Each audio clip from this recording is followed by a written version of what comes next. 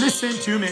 Don't go chasing tower cranes. Please stick to the construction sites that you are used to. I'm not sure if that's exactly how that song went. Anyways, enough being said, that was one of my favorite songs in 1994. That dates me pretty good. I was out riding with a rep, and one day I was riding with him, and I look over in the distance, and there's a big, giant tilt-up warehouse. We've all seen them. Everybody who's in the rental industry, they're dominating the market right now. It doesn't matter if it's Amazon or somebody else. They're putting out an absolute ton of these big tilt-up warehouses. And as we drove by, I said to him, I said, hey, what's going on over there? And he says, oh, don't worry about it. It's done. He goes, they already pulled the general contractor's trailer out of it. It's done. I go, no. I said, drive back over there. He goes, dude, there's not even anybody there. The GC pulled their trailer out. The job's done. I said, well, who's doing all the TI work? And he said, we don't do that here. I go, they do that everywhere. He goes, not here, not in this market. I go, do you know what TI means? And of course, there's no response. I said, TI means tenant improvement. So what's a tenant improvement? Well, a lot of these tilt-up warehouses, the reps think that all the business is tilting up the walls, painting the exterior, doing the sack and patch, doing all that stuff. I'll cover all that in another video. There's a lot of work there. But the crazy thing is once those walls get up, if you walk inside, it's a massive, open, vacant, clean canvas. And the reason why I say a clean canvas is you can make, literally, you could be your top selling rep in your entire region if you just lock down one company that did the shelving and racking system inside those warehouses. If you were the person that helped do all the drop down lines to every one of the machines that helped with the bottling and processing of all the water to make Niagara water, bottled water. The other day I was out driving around, and lo and behold, I rolled up past an old vacant Sears. Sears and Roebuck, back in the day, they're all gone now. Amazon ate them up. And as I'm driving by this Sears, I see a boom lift parked out there, and I'm like, so I roll up to it, and here's the video that transpired from that rolling around the job site. And the amount of leads I found on nothing more than TI work, tenant improvement.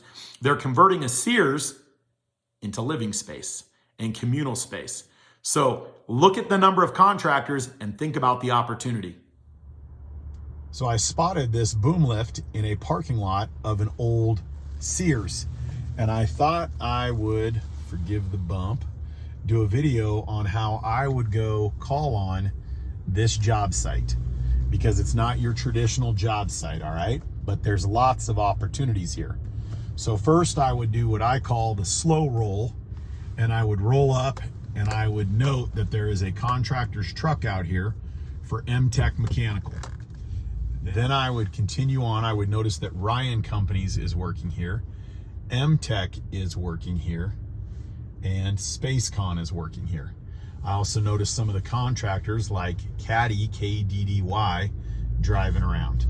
So each one of these would give me potential leads of who I can go call on. As I round the back of the company, I see that Accent Electric is doing the electrical. So now I have the mechanical, the electrical, and the drywaller.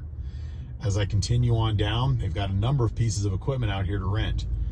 Even a skid steer coming right at me. There's another truck with dynamic on it.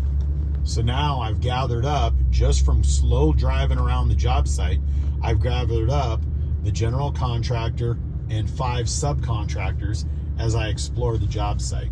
And I even found Golden Label garage doors. And last, but certainly not least, the steel erector, which you wouldn't normally assume would be on a job this small, is going to be total welding.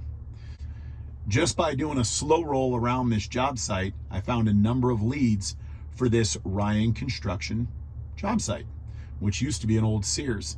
It's amazing what you can discover if you put in a little bit of effort. So what would I do with these leads that I discovered from driving around this job site? The first thing I would do is I would document all of them, and I would do 5 minutes worth of research on the internet for each one of these companies, meaning that I would look at where is their office located, try and figure out the size of the company, the scope of the company, just general things that would be offered up on their website. Then what I would do is I would check out with my team. Whoever your sales team is, I would either send an email off to them or I would ask to make sure that nobody else is currently working them. Nothing worse than 6 sales reps all calling on the same company from the same rental company. It just looks sloppy. So I'd reach out to my team. If nobody's calling on them, then what I would do is I would go to the office. I wouldn't make a call. I wouldn't call up, hey, I'm your rental guy. I would show up to their office and I would be diligent in making sure that I've done my research and I have an idea of who I need to talk to. Notice I didn't even get out of my truck. Let that sink in for a second, the number of leads you could have tapped into with just TI work. Now, think about all those warehouses, all those big tilt-up warehouses.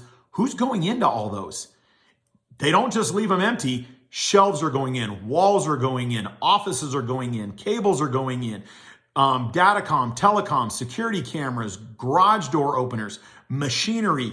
All of those are going into that warehouse. And guess what? The 26 feet to the ceiling, typical warehouse, the 26 feet to the ceiling, guess what? They still need to get up that high to run all of their stuff going down. They're going to need lifts.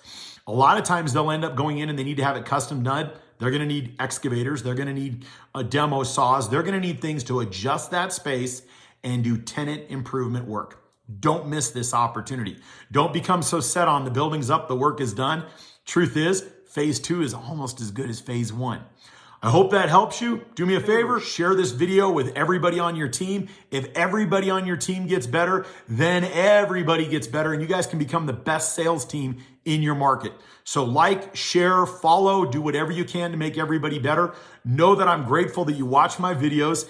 If there's ever a question you have, throw it out to me, challenge me, see if I'm as good as I claim to be, and give me topics that challenge you in the marketplace so I can help you become the best rep.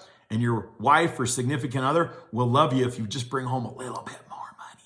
I appreciate you all. Have a wonderful day, and thank you for watching.